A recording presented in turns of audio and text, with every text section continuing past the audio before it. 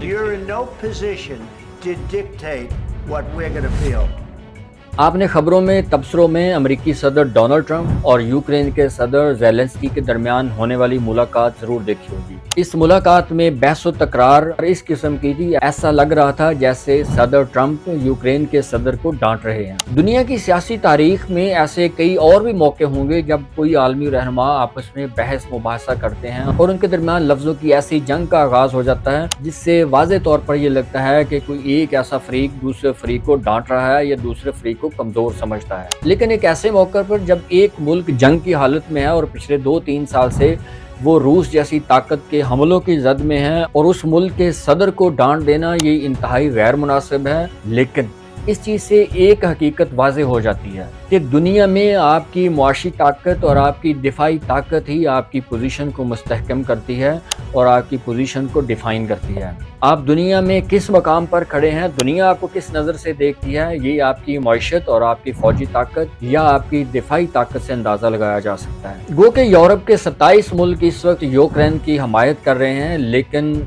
एक हकीकत ये है कि तमाम यूरोपीय ममालिक अपना जंगी असला या अपना सिक्योरिटी इक्विपमेंट अमेरिका से लेते हैं। सब के सब अमेरिका के डिपेंडेंट हैं, अमेरिका पर इन्हिसार करते हैं, इसलिए अमेरिका जब चाहता है उनकी फ़ौजों को यूज़ भी कर लेता है, उनको असला भी फ़रोख्त करता है और उनको जब चाहता है डांट भी देता है। ऐसे मौके पर मुझे पाकिस्तानी होने पर फ़ख्र महसूस होता है कि हम एक आलमी ताकत हैं, हम अपनी दुश्मन की आंखों में आंखें डालकर बात कर सकते हैं। गो कि हमारी मईशत कमज़ोर है, लेकिन हमारा दिफा, हमारी फ़ौजी ताकत और हमारा एटमी ताकत होना इस बात का सबूत है कि हम कहीं ना कहीं ज़रूर कोई ना कोई पोजीशन रखते हैं और हम इस कदर मजबूत ज़रूर हैं कि हम अपने दुश्मन को आंखें दिखा सकते हैं। लेकिन यूक्रेन के मामले पे ऐसा क्यों हुआ? यूक्रेन पिछले 2-3 साल से जंग की हालत में है और रूस उस पर पे दर पे हमले करता है, उसके फौजियों को मारता है, उसकी जंगी तनसीबात उड़ा देता है, उसके मुल्क का शहर जब चाहे तबाह कर देता है। और यूक्रेन की मिसाल इस तरह है कि यूक्रेन को यूरोप के 27 मुल्क सपोर्ट भी करते हैं, लेकिन अमेरिका पर डिपेंडेंट होने की वजह से इस वक्त यूक्रेन इस कदर फंसा हुआ है कि यूक्रेन को मुज़ाकरात का भी हिस्सा नहीं बनाया जाता। सदर ट्रंप ने आलमी सियासत को बिल्कुल बालाए ताक रखते हुए एक ऐसा फैसला किया कि दुनिया हैरान रह गई। सदर ट्रंप कई दफ़ा इस बात का वाज़े इशारा दे चुके हैं कि वो रूसी सदर व्लादिमीर पुतिन के साथ बराह रास्त मुलाकात करेंगे और इसके लिए सऊदी अरब को चूज़ किया जा रहा है कि सऊदी अरब एक गैर जानबदार मुल्क है, उस मुल्क में दोनों ममालिक के सरबराह मिल सकते हैं।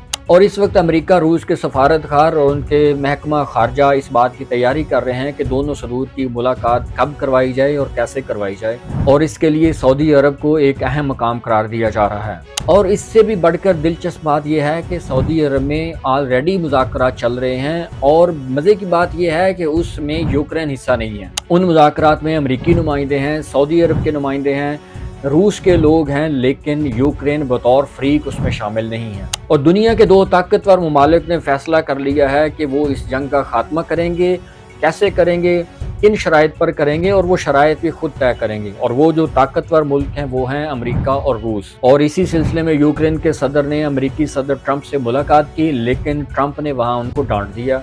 और जिस वक्त ट्रंप और ज़ेलेंस्की के दरमियान सख्त जुमलों का तबादला हो रहा था, उस वक्त यूक्रेन की खातून सफ़ीर रो रही थी, वो वीडियो में देखा जा सकता है।